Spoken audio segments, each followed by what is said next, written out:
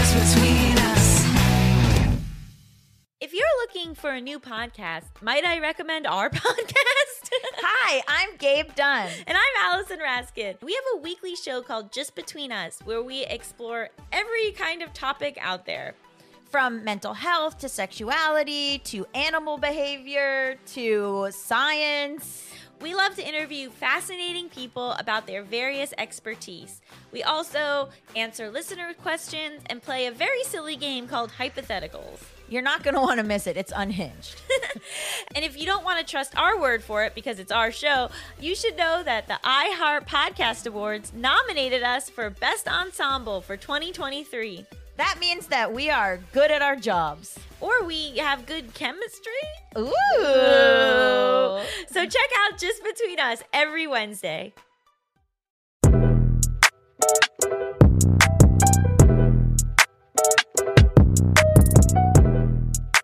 Welcome to The Waves, Slate's podcast about gender, feminism, and today, burning down Hollywood and its broken systems. Every episode, you get a new pair of feminists to talk about the thing that we cannot get off of our minds. And today, you've got me, Daisy Rosario, senior supervising producer of audio here at Slate. Later in the show, I'll be joined by Maureen Ryan, a contributing editor at Vanity Fair.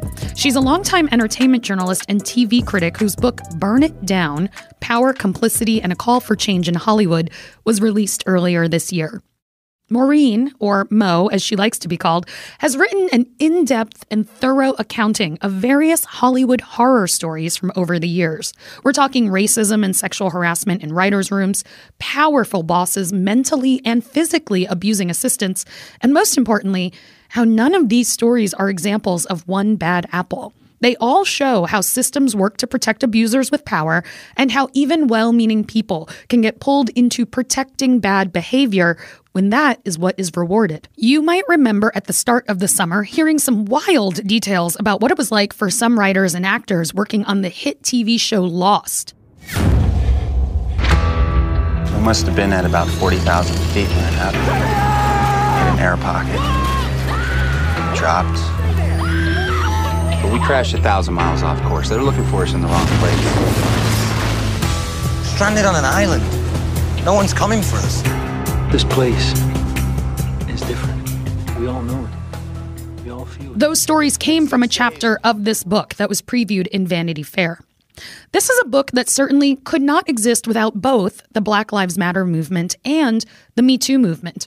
People that never would have spoken to Mo before were willing to share about some of their worst and sadly frequent experiences.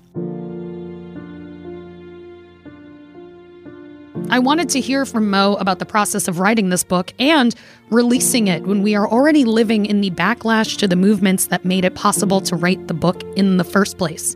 So stick around. I'll be right back with Mo Ryan after this break.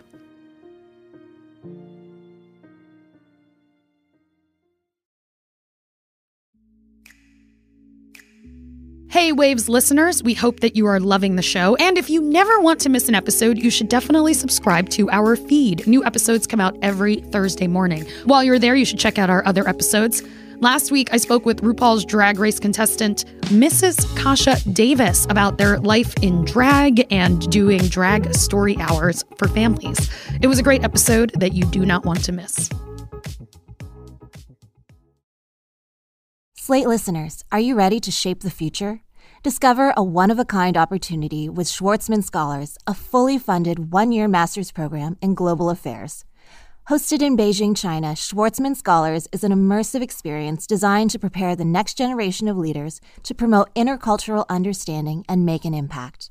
The scholars dive into a cutting-edge curriculum focused on leadership and global affairs, immerse themselves in China's vibrant culture, gain unparalleled access to thought leaders, and learn from hands-on experiences around the country. The application is open now until September 19th. Head to schwartzmanscholars.org to learn more about Schwartzman Scholars Global Community. Just between us. If you're looking for a new podcast, might I recommend our podcast? Hi, I'm Gabe Dunn. And I'm Allison Raskin. We have a weekly show called Just Between Us, where we explore every kind of topic out there. From mental health to sexuality to animal behavior to science. We love to interview fascinating people about their various expertise.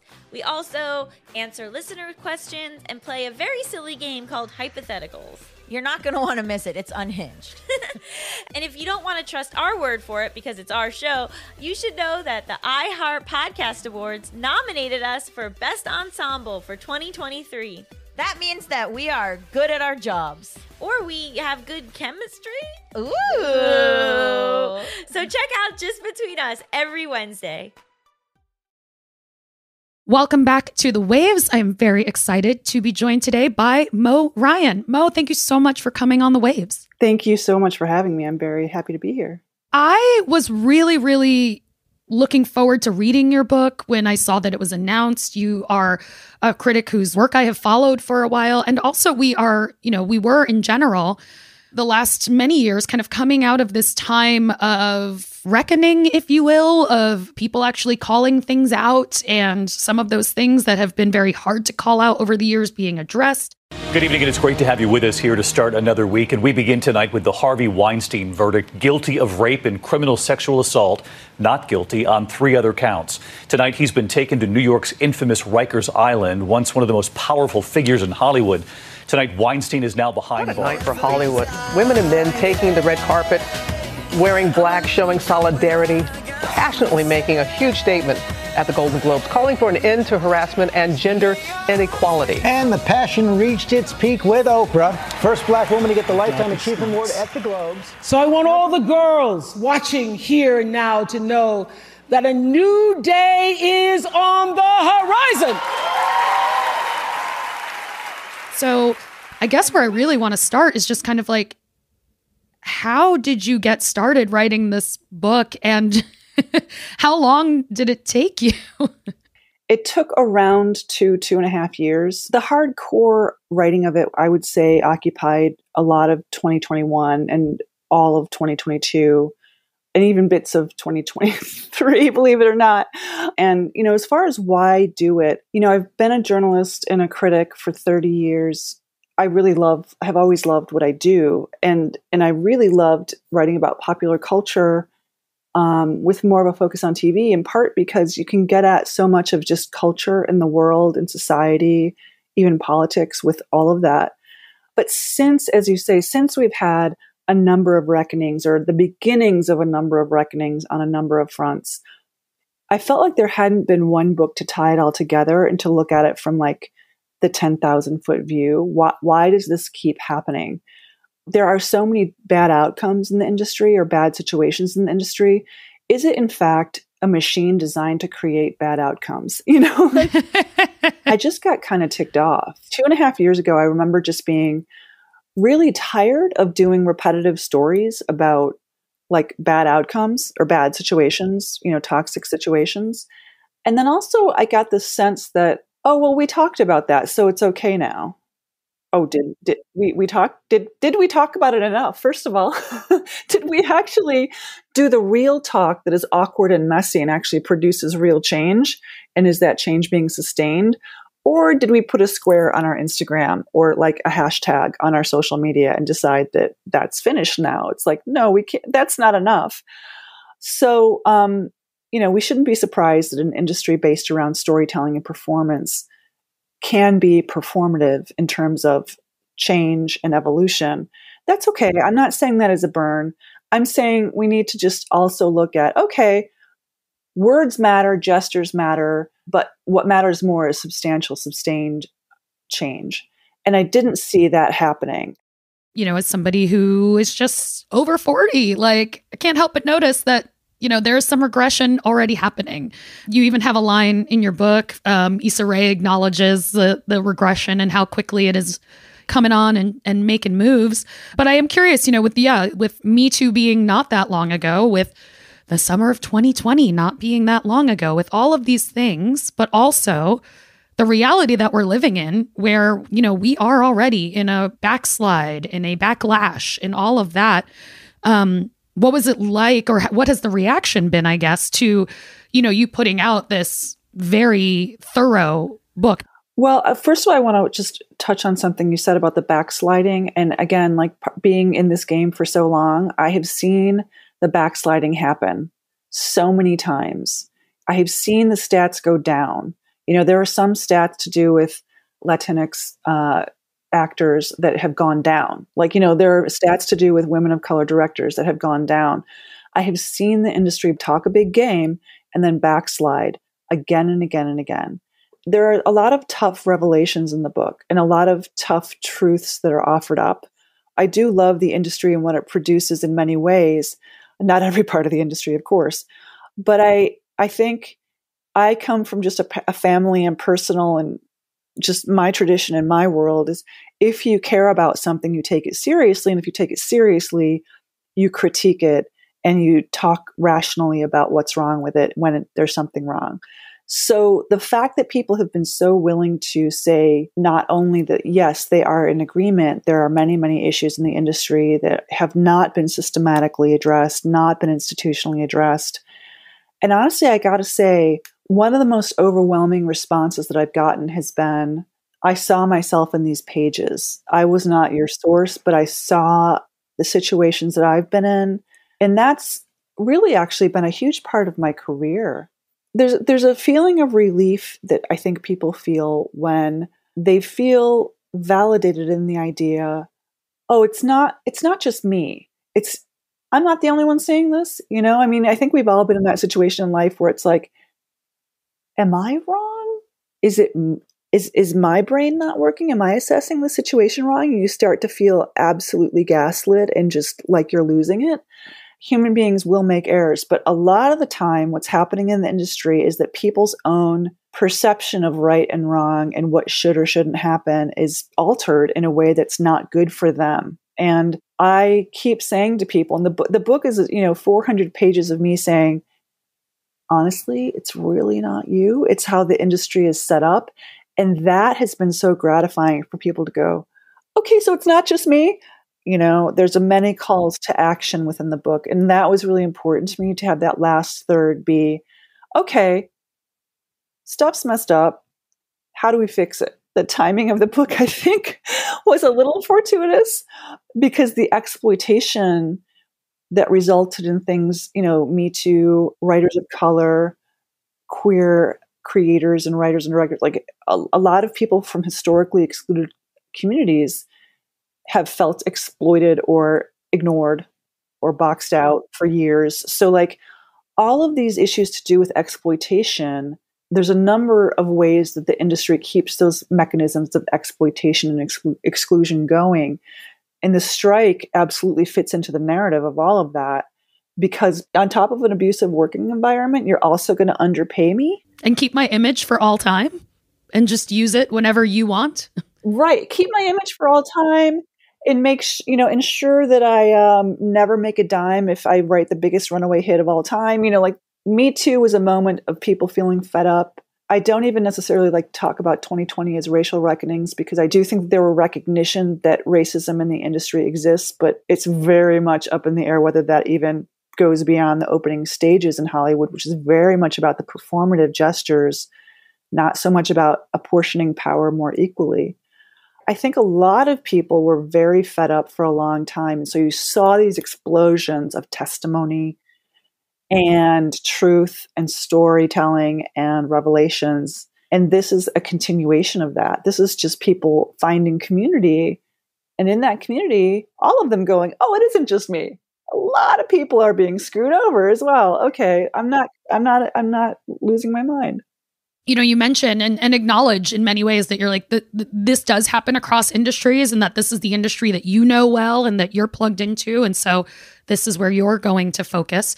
But it is something that happens in so many places. You were saying earlier that you get so many people saying, oh, I see myself in these stories. And I absolutely felt that way. And I do have some time that I spent in Hollywood, moved there after college to do the acting and stand-up comedy thing, if you will. Worked very closely with a few people who have become, well-known, have a lot of friends who are writers. For me to move into journalism, I felt like I started seeing so many of the same behaviors, the same structures in places, people having their little fiefdoms. But it's so similar. These things look and feel so similar in so many different industries.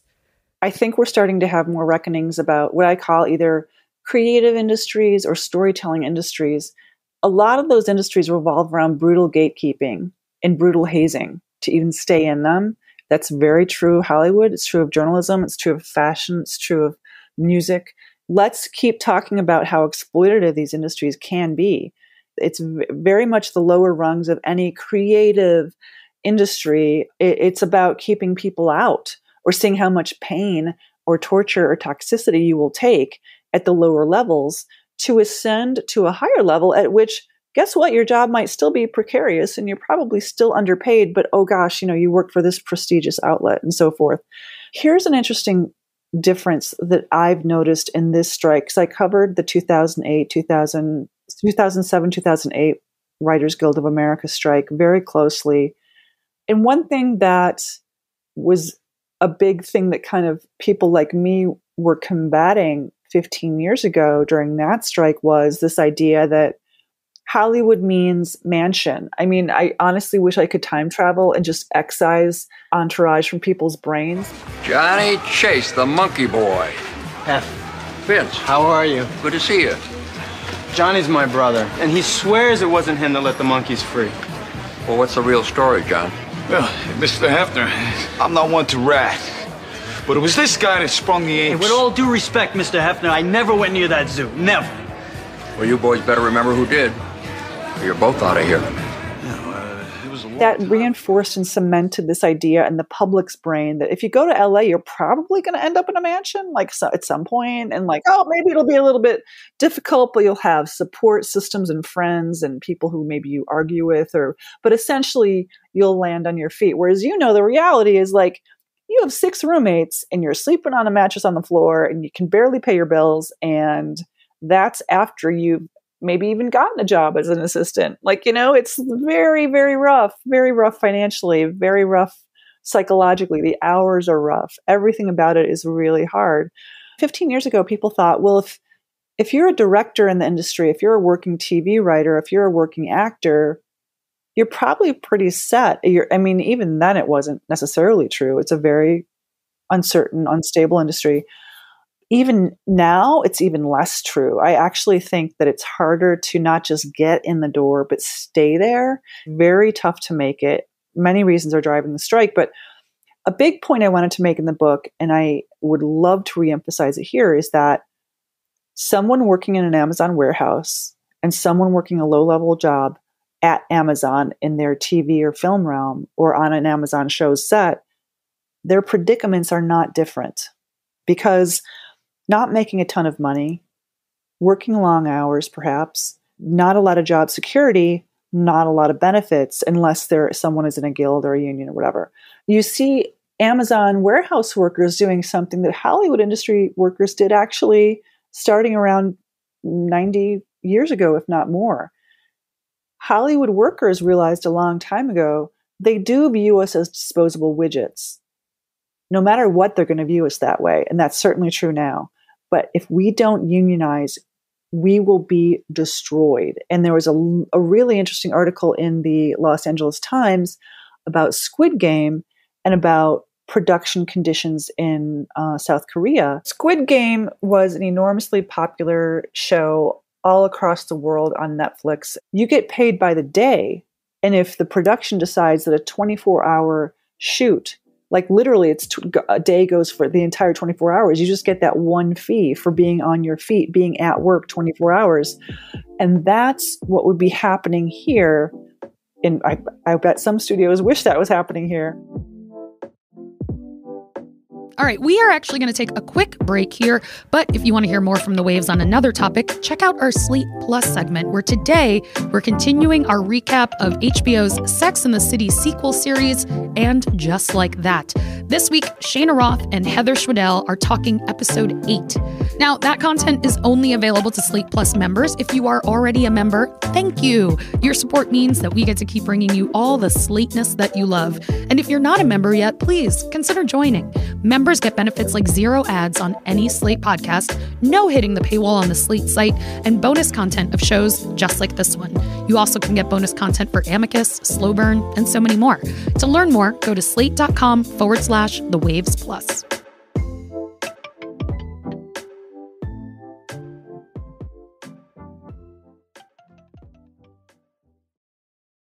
I'm Nelifa Hidayat, and I'm thrilled to tell you about my new podcast. It's called Ritually, and in each episode, I try out a new spiritual or wellness ritual to find out whether practicing it can make us feel better.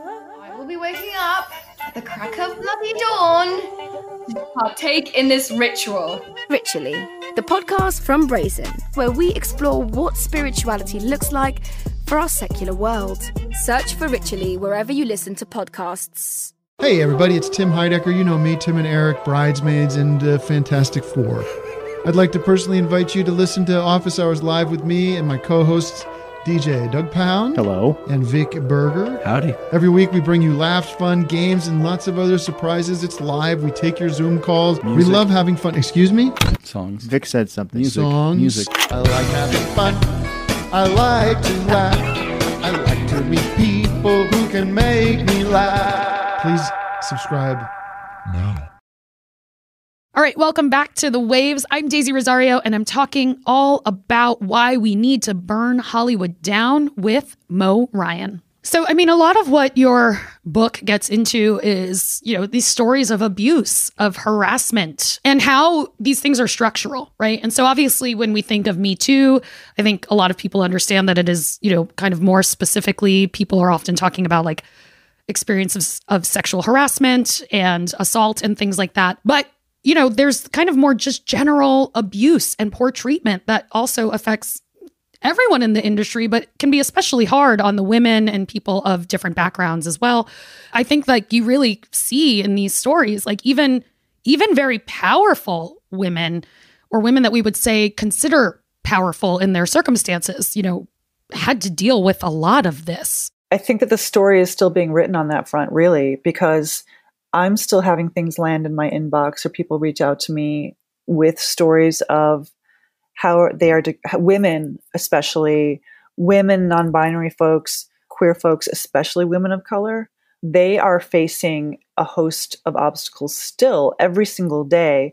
And a big one is, and this is something that I've really dwelled on for much of my career, is how do we even see a leader? Who do we see a leader as? There are references in the book to women advocating for themselves, and people are just rolling their eyes, and or reacting poorly. I mean, I think women still face an array of degrading obstacles. And on the pay front, there's nowhere near parity in terms of who gets paid the most, who gets the power positions in the executive suite, or as a showrunner, as the person calling the shots, being in charge. I've tracked stats on who creates the TV shows that we watch, the TV shows and films.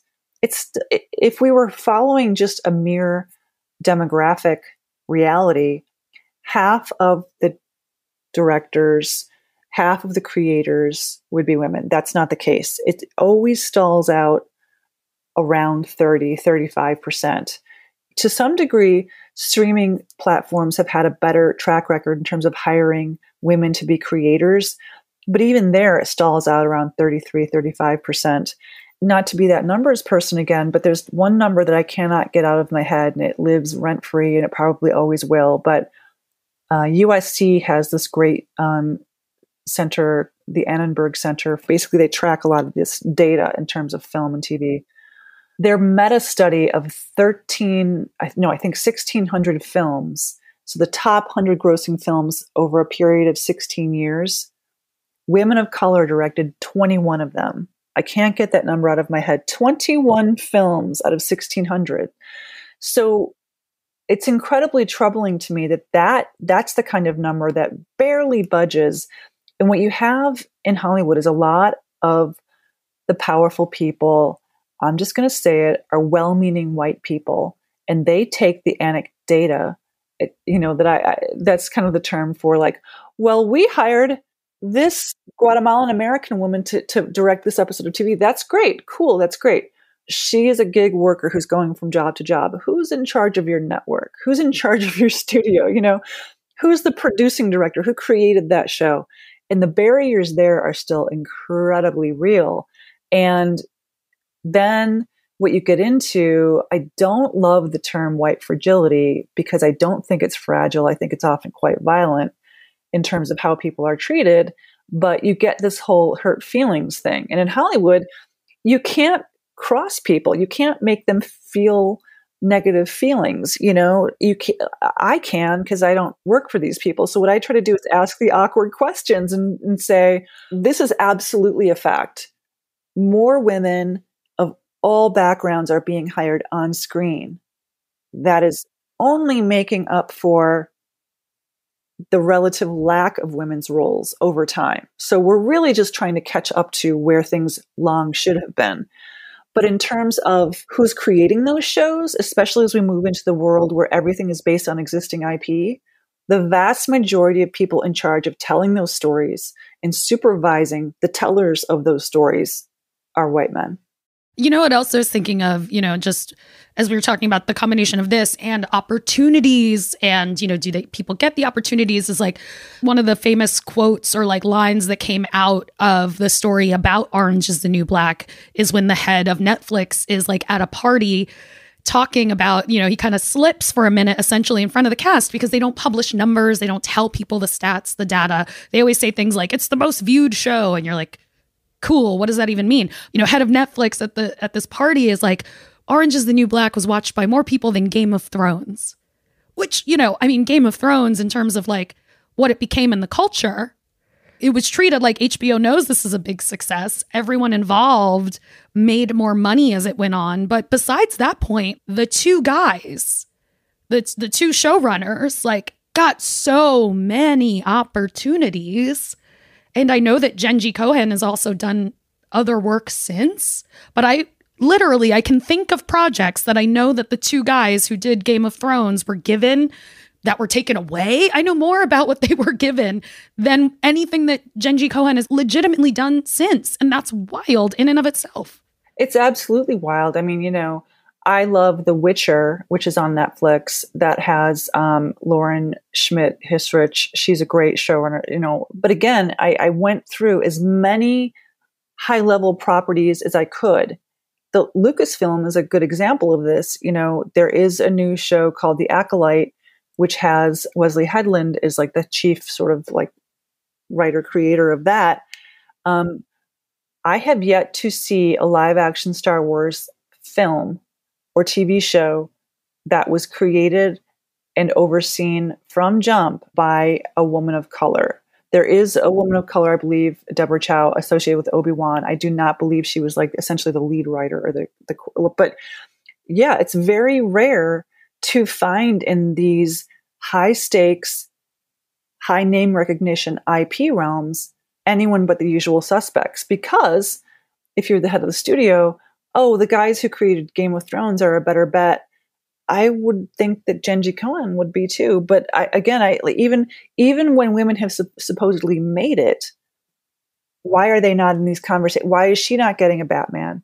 Why is she not getting a Star Wars film? And maybe, for all I know, she doesn't want to do that. That's okay. She should go off and do what she wants to do. But it's disheartening to me.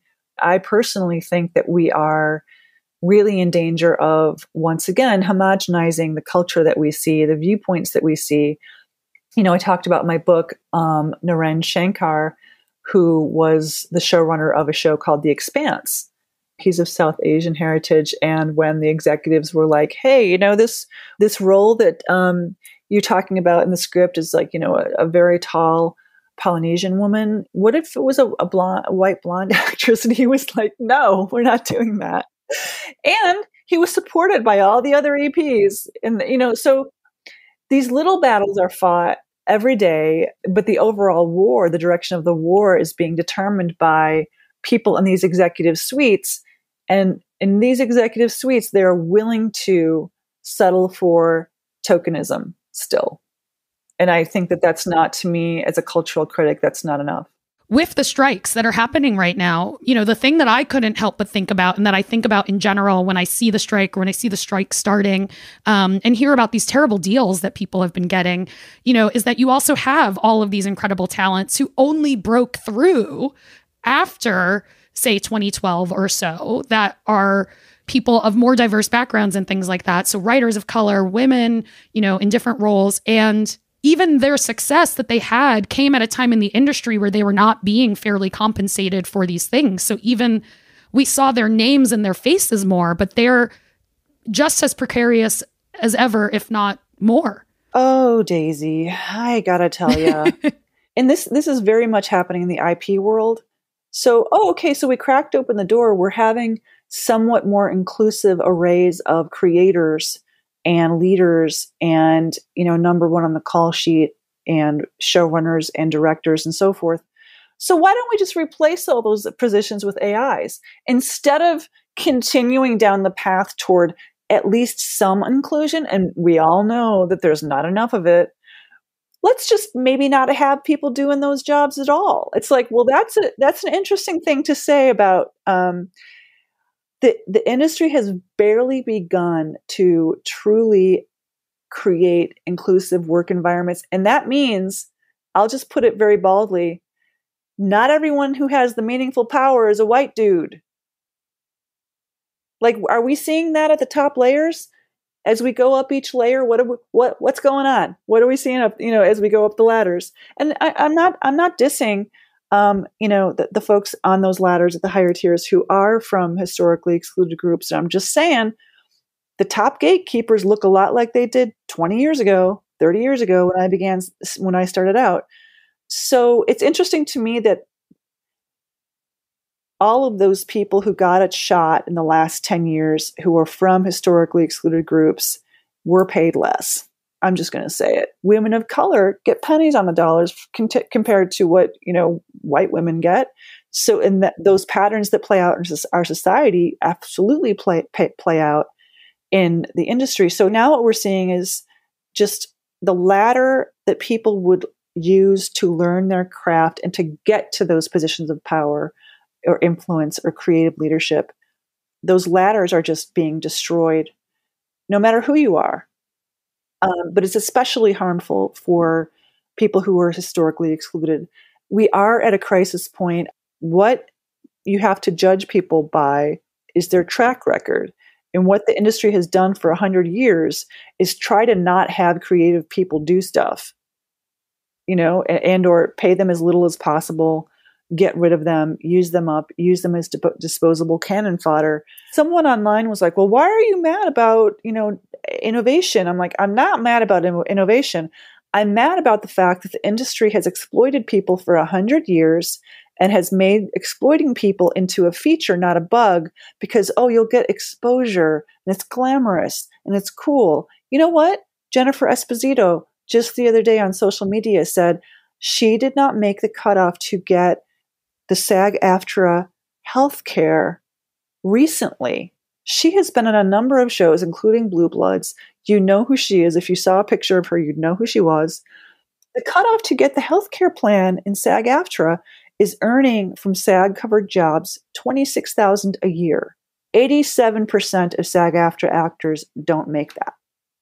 That tells you how few people can actually make a go of this. And they've just reached a point where it's like, now how is it that the CEO of this company is making 30, 40, 50 million in 1 year, and I can't even crack the ceiling that you'd need to make to get healthcare. That's insane. These disparities are across the American landscape right now, unfortunately. There is money to pay actors. There is money to pay creative people, directors, writers, producers, people who actually make the stuff that we watch. There is money. We just don't want to give it to them. Oh, Mo, Ryan, so frustrating, but also I'm so glad to talk to you about it. That is the response I get a lot. No, thank you for your work and for making time for the waves. We really appreciate it. My pleasure. Anytime. That is our show this week. The Waves is produced by Shayna Roth. I am senior supervising producer. Alicia Montgomery is vice president of audio. We would love to hear from you. Email us at thewaves@slate.com. The Waves will be back next week. Different host, different topic, same time and place.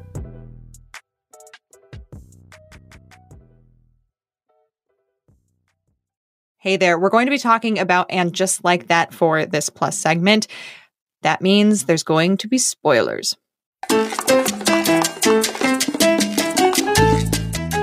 Welcome to The Waves. This is our And Just Like That recap, episode 8, The Joys of a Pepper Grinder. I'm Shayna Roth, senior producer at Slate. And I am Heather Schwedel, staff writer at Slate. Every week, we're recapping the latest of Season 2 of HBO's Sex and the City sequel series, the fashion, the quips, the WTF moments. And Heather, I am so excited to have you back as we enter into our Aiden era of And Just Like That. We've only got 3 episodes left after this one. So what have you thought of the season so far? I am really enjoying this season. I think a bunch of the episodes have captured some of the magic of the original show, which is very high praise. And even in its many silly or less good moments, it continues to be a source of delight for me. What about you? I feel like sometimes I am in like a bad relationship with this show in that it's not always even good. It's definitely usually not great, but I still keep coming back to it. And I keep coming back to it for those moments of joy that we occasionally get in this show, those glimmers of what used to be with Sex and the City. Maybe I'm just too attached to the old Sex and the City, but I need more of them going out to brunch. I need more dates. I feel like they haven't had enough dates on this show, which makes me a little bit sad that we're kind of in the Aiden era because Carrie was just starting to date again. And I'm like, I don't want everybody to be in a relationship. Like, come on, I want to live vicariously. Like, let's get these people on some bad dates. Yeah, it was definitely so fun when Carrie had that like one-off with the tech guy. That was so like freewheeling, and then the old Sex and the City was back. And you're right, that didn't last. No, and last episode, we even got Miranda going out on a date, and then she wasn't really around this episode. I want to see more of Miranda going out on dates, and we don't even need to have our old 3 women going out on dates. We've got Naya, we've got Seema, and we didn't see Naya at all this episode.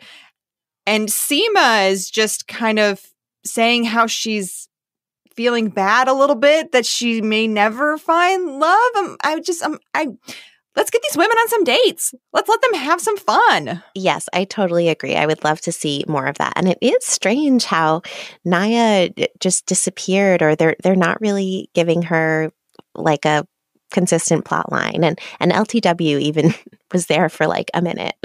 I feel that LTW, Naya, they've really gotten short shrifted this season. It seemed for a little bit there that they were going to get some things to do, but I mean, Naya especially, she pops up to walk around with Miranda and to have souffle alone on Valentine's Day, and that's it. And did we end her marriage for no reason? Like we have this beautiful single woman now. I know. Let's use it. You've torn her heart out. You've made her single. Can we please bring back the hot guy from CSI who was in the first episode that she met at the bar? Let's bring that guy back. Come on.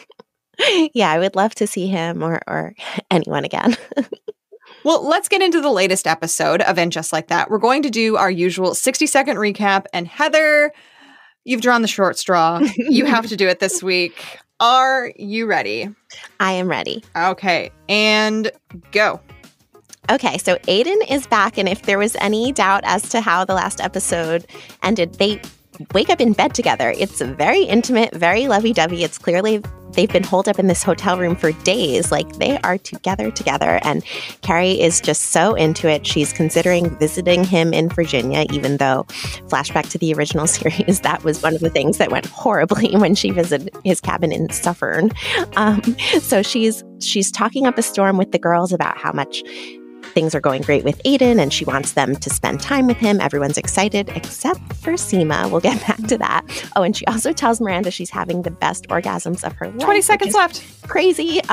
Miranda and Charlotte are going back to work. Miranda's an intern at a human rights organization, and the younger interns are jealous of the responsibilities she's getting. Charlotte wants to dress like she used to, but she's worried about her belly in her back to work look. And then Carrie and Aiden are Airbnb-ing Che's apartment. Anthony's also there. He has his plotline with this hot Italian guy from last week's episode. Did I run out of time? You have run out of time, but given that there was so much going on this episode, I will let you finish. Okay, thank you. So Seema has a new client at work. Seems like he might develop into a love interest later. And we find out at the end of the episode that Seema has been avoiding Carrie because she wanted it to just be the two of them for the summer in the Hamptons. And she's getting all in her feelings about Carrie having someone now. And she wants some space from Carrie, and Carrie protests. But in the end, Seema reconsiders, and she does go to meet the girls and Aiden in a fabulous sequined suit. It was an amazing suit.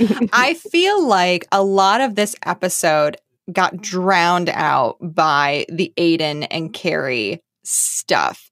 I mean, I almost forgot that Miranda has this whole separate plot line where she's got a new job, which, by the way, makes no sense because she's been an intern there for like a day. And then all of a sudden the boss says, I'm going on maternity leave and you're going to take over for me. Excuse you, what? I get that Miranda has 30 plus years of experience, but not at your job. What? One thing I wanted to bring up with that is it just seemed so like sitcom-y the way like the other interns were jealous of Miranda. Like, I don't know, could we have a little more nuance and fun with that plot line of her being an intern? But I also was wondering, what the hell is a garlic chocolate chip cookie? Have you ever heard of that before? No. So gross. What even is that? And I think you've hit on something that was really lacking in that subplot that was bothering me. Is it just feels like women on women crime. It's two women who, as far as we know, they identify as women, being upset that this older, more experienced woman is getting more opportunities than they are. There was no effort by the two of them to explore that a little bit. We got a Miranda saying, I'm worried about my privilege, and then it was just brushed aside. I'm honored, but... But what? I just can't help but feel bad for Serena and Sloan. They've been here so much longer than I have. It just doesn't feel fair. Please. I'm guessing you didn't graduate from Harvard first in your class or make partner by feeling bad for less experienced colleagues. Why are you making yourself small now? I'm just very aware that I'm coming into this with a lot of privilege. I appreciate your self-awareness, and that is an issue we take very seriously, but you have 30 years experience, and you're the best person for the job. Full stop. If you want to hear the whole conversation and get all the weekly episodes of our And Just Like That recap, head on over to slate.com/thewavesplus to become a Slate Plus member today. Slate.com/thewavesplus. Just between us. If you're looking for a new podcast, might I recommend our podcast? Hi, I'm Gabe Dunn. And I'm Allison Raskin. We have a weekly show called Just Between Us, where we explore every kind of topic out there. From mental health to sexuality to animal behavior to science. We love to interview fascinating people about their various expertise. We also answer listener questions and play a very silly game called Hypotheticals. You're not going to want to miss it. It's unhinged. And if you don't want to trust our word for it because it's our show, you should know that the iHeart Podcast Awards nominated us for Best Ensemble for 2023. That means that we are good at our jobs. Or we have good chemistry. Ooh. So check out Just Between Us every Wednesday.